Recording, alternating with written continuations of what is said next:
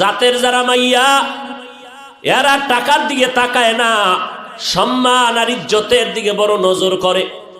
আমি জাতের মেয়ে, জীবনে কলঙ্ক আসবে কেন? স্বামী খারাপ পাই ভালো পাই, জীবনে আমার স্বামী হবে একজন আর কেউ না। কলঙ্কের বোঝা নিতে চাই না, কে তার কান্না থামাবে? বাধ্য হইয়া আল্লাহর বান্দি কান্না করে করে করে করে বাবার বাড়ি চলে গেল।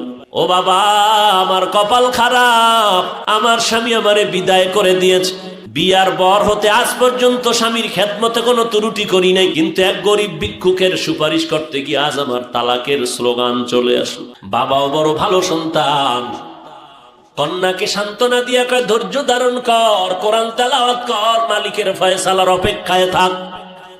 দীর্ঘ একটা বছর আল্লাহর বান্দি ঘরের মধ্যে পর্দা রক্ষা করে, কোরআন তেলাওয়াত করে, আর মাওলার দরবারে যায় নামাজে কান্দে। আল্লাহ, চাইছিলাম স্বামীটারে আমি হেদায়েতের পথে নিব, পারলাম না, কপালে নাই।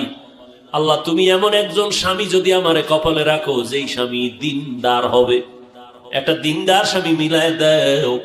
দীর্ঘ 1 বছর পরে বিয়া হয়ে গেল, একজন দিনদার স্বামী পাইল। যদিও টাকা নাই, বাড়ি নাই, গরিব, কিন্তু আমার মাওলার বড় আশে।